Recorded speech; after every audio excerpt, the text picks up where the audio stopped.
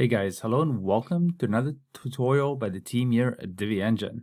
My name is Roby, and today we're going to do something fun. We're going to take a look at the new Divi update, which is introducing the conditional display options. Now, the Divi team did a fantastic job of laying out some real-world examples of how to utilize the condition options. They've got a nice version of a pizza restaurant where you can do a buy one get one free banner that only displays on certain days of the week. Then they've got another one where they display certain content depending whether the user's logged in or not. And of course, then also just showing that login prompt form for the user to log in on so that they can see the content if they are not yet logged in. And then the last example they did was to capture an abandoned cart. So they use that logic there to go in and check whether you visited the cart but did not check out. So we're going to expand on that a little, see how we can utilize these options to do a couple other cool things. So stick with me. We're going to get right into it right now. Okay, so to kick it off, we're going to expand on that first example that the Divi team gave us, which is that pizza restaurant that on Fridays gives you a 2-for-1. What we're going to do is kind of look forward to maybe Black Friday or an event like that that happens annually. And we're going to set an upcoming sale bar. So we're going to have a countdown timer in there, and we're going to make it be visible only between certain dates. So the first thing that we're going to do is we're going to be in the back end of a Divi website that's completely updated so that we've got that new update with the conditional logic in there.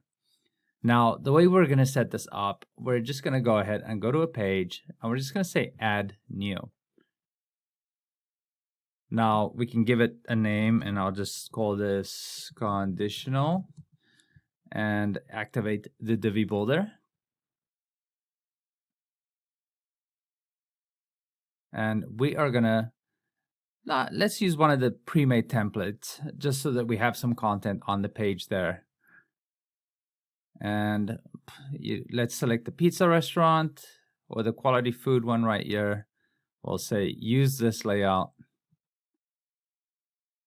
Now you can use any of the layouts. That's not really important. You can use your existing site, because what I'll be doing is I'll be adding a section here that will be displayed given the conditions that we set for this example, which is just going to be to show an upcoming sale bar on the landing page for our site.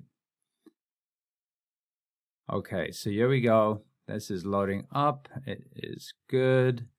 And if I go to the visual builder, we should be able to see everything right there. There we go. And we are in business. Okay, so I'm going to inject this layout right here. So what I want to do is I'm going to add a new section. I'm going to say it's a regular section, and we just want it to be one column. Now, what I'll put in here is I'll just say a countdown timer. So go for that, and then we'll say upcoming sale. Now, this is not going to be the most beautiful piece of art you're going to see in your life. It is just to give you an idea of how to use these options. So don't judge me on my design skills, please. But here we will go ahead and we'll just maybe change this background color to be red so it pops off the page. Maybe a little bit of a darker shade of red. There we go. And maybe we'll give it just a little bit of border, like 15 pixels, and give it a nice little bit of rounding. And there we go. We've got our countdown timer. I'm not going to play with the time too much, but what we want to look at now, you can go on any of these options. So where do these new conditional options live is maybe the question. Let's go to the settings on this section. When you go to advanced, now you see this new tab called conditions. And when you click on it, it expands, and you can add a bunch of conditions here. When you click the button, there's all these different options. They really did a good job about giving you some versatility here. And just so you can see here, you can even go on just the module. And if you go to advanced here, it also has the conditions, and you can add the same conditions. So maybe you want different iterations of the same item on the page, maybe based on the device that they're on, or maybe the operating system. And we'll actually get into that last point in a second. but we're gonna not do it on the actual module. We're gonna do it on the section. So let's go back and to the conditions. Now what we want to say is we're gonna go by interaction. So we want to look at what's the date that we our users are visiting from. So we're gonna go to date and time.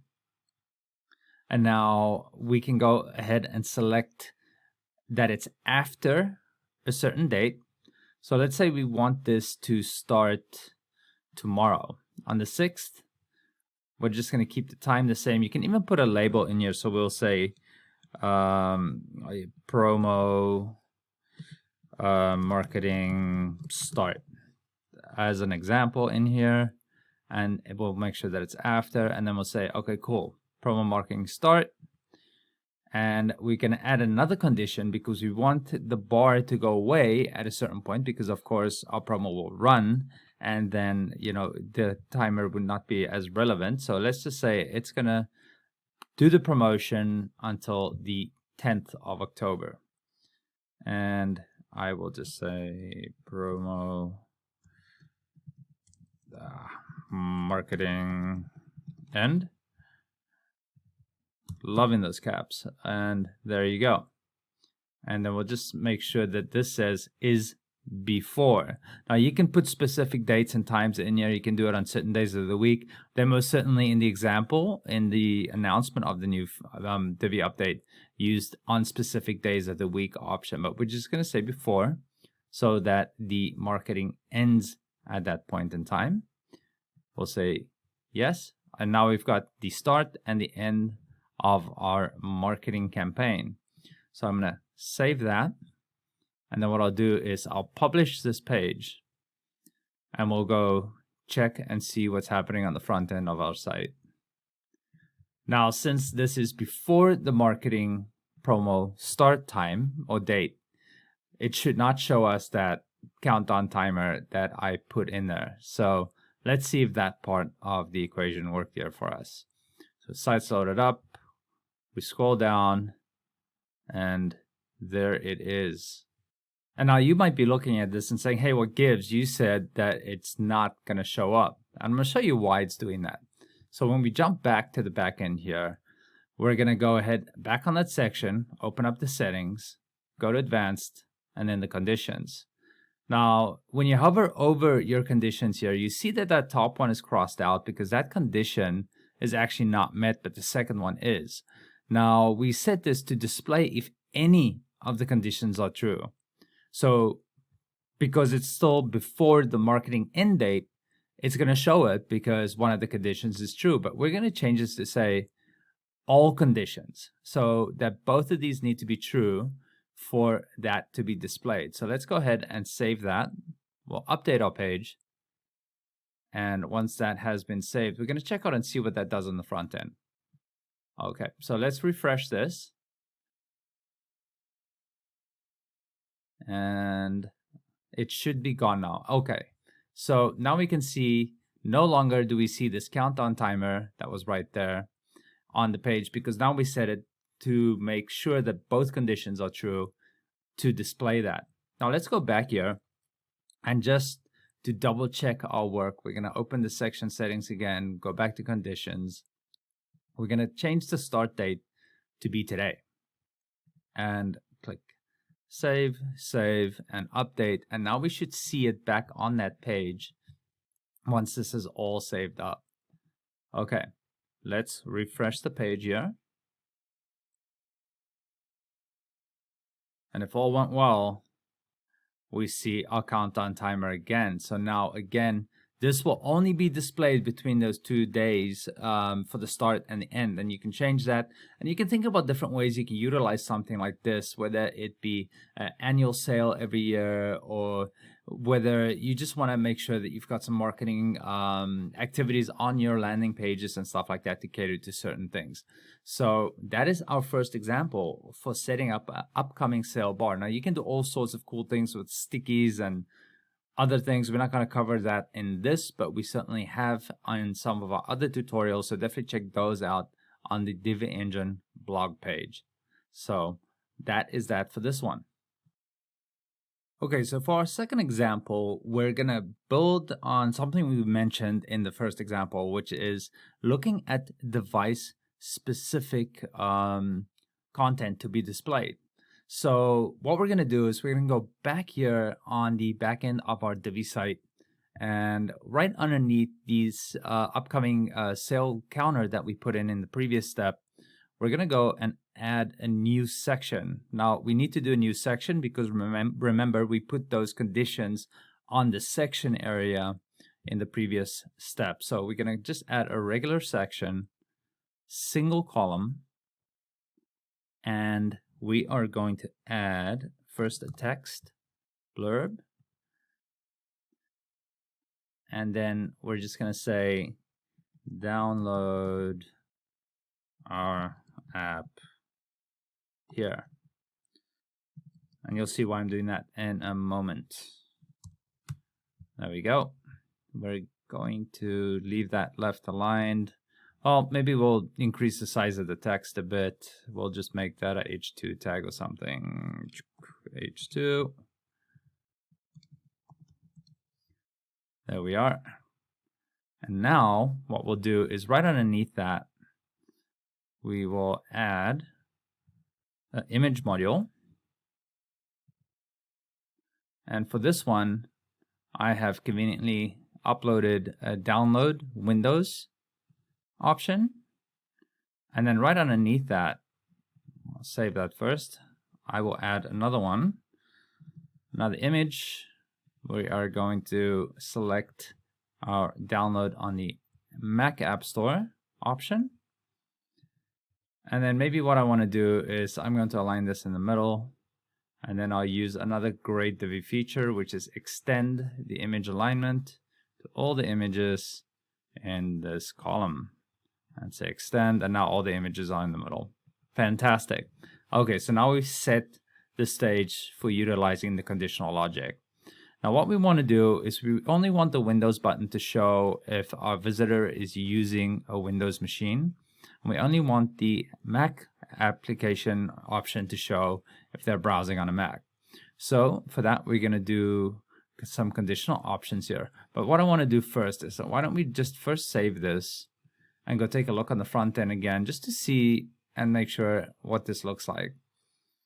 We want to make sure that all the steps that we're doing here are working correctly. So refreshing this, we should see both those buttons right underneath the sale. So we do have them both right here. So let's go back, and we will, let's do this visually. Okay, scrolling down. So let's go to Windows. So we're going to select the settings for that. We're going to go to Advanced, and now we should be kind of comfortable with finding the conditions. We're going to add a condition that says on the bottom here, what type of operating system is the user using? Here you see you've got a ton of different options, and up here you can say is or is not. So we're going to go with is, and since this is for Windows, we're going to select the Windows box. Now you can add multiple ones here. You can go as far as, you know, selecting Apple TV, PlayStation, Xbox, Linux, a ton of different options. And but we're just going to leave it as this for right now. We're only going to have one condition, so I'm not going to worry about putting a crazy label on there.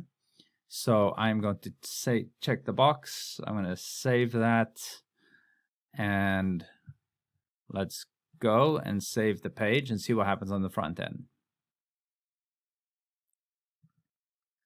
Now if all went well, when I refresh, that Windows button should disappear because I'm working on a Mac right now.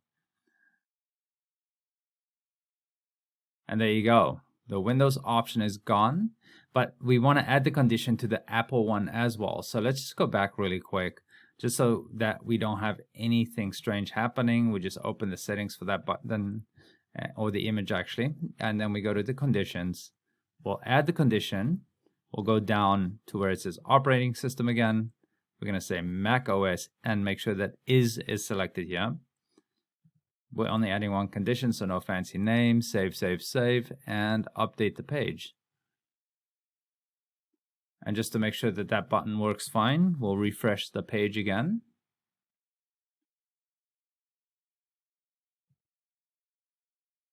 And there you go. Our button is still there because I am in fact on a Mac. Now this is a great one for like software developers that I have an app on the App Store or something like that to just target the devices that the users are browsing on. But you know, it goes further than that. You can do a lot of different things by identifying the browser or the operating system, because you know, maybe you've got you know, browser specific extensions or something like that. So really great way, and another great feature of this Divi Conditional Logic. So let's go on to the last example that we'll cover here to expand your knowledge on how to use these conditional options. Okay, so for our last example, we want to take a look at other ways and other places we can use the conditional logic.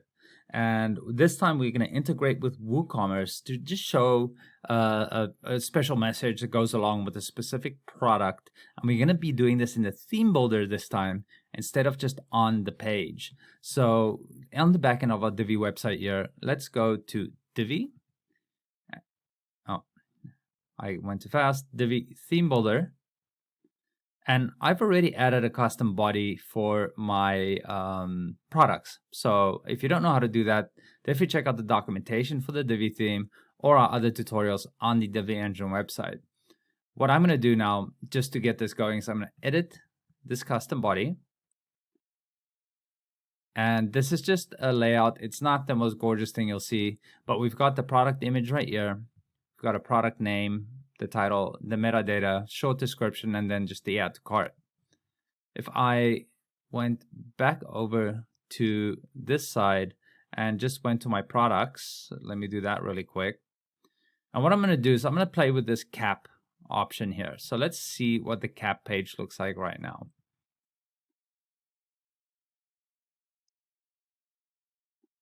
Okay, so we've got our cap. It's using that layout that we built right here on the page. And of course, I'm sure you can make something way more beautiful than I have right here. We're going to add just a little box in this area that I'm circling right now.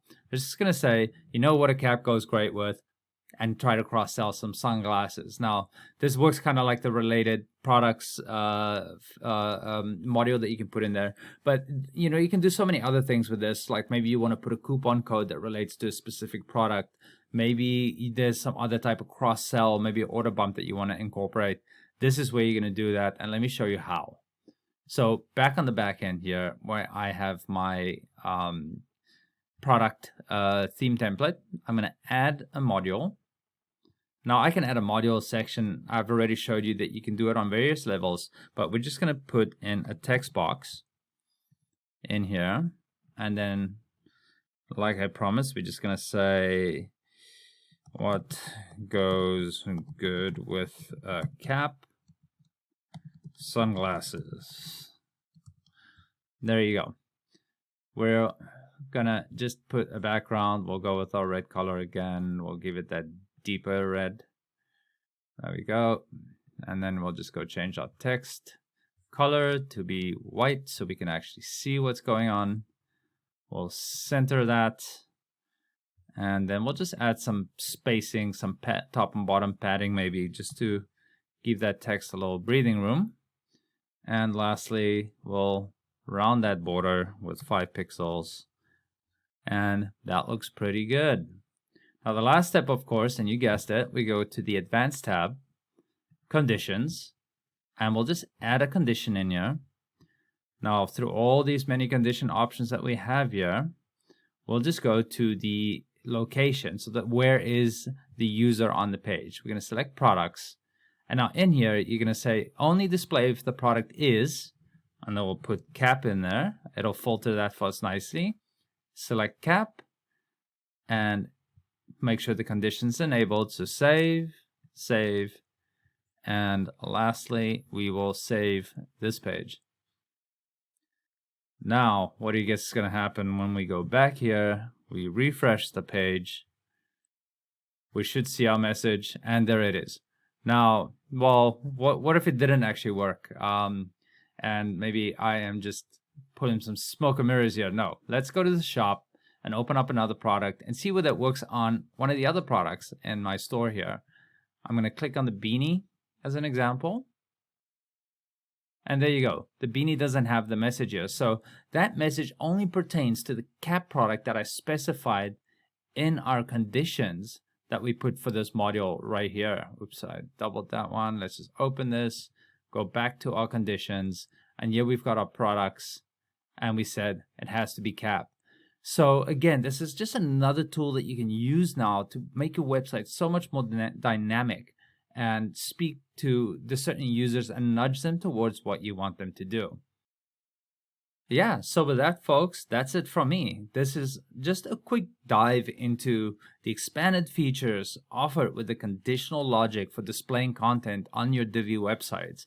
It works with the e-commerce, it works with just general content, logged in, logged out. There's so many conditions and so many possibilities for you to increase how dynamic your sites are that you create in the Divi theme. Now guys, if you like this tutorial and the other content that we have, definitely subscribe to the channel. Check out the blog to see some of the other great tutorials that we've created, and definitely drop your suggestions down in the comments below, and I will definitely look forward to seeing you guys again. Again, this is Roby with the Divi Engine team. Thank you for your time, and I'll catch you guys in the next video.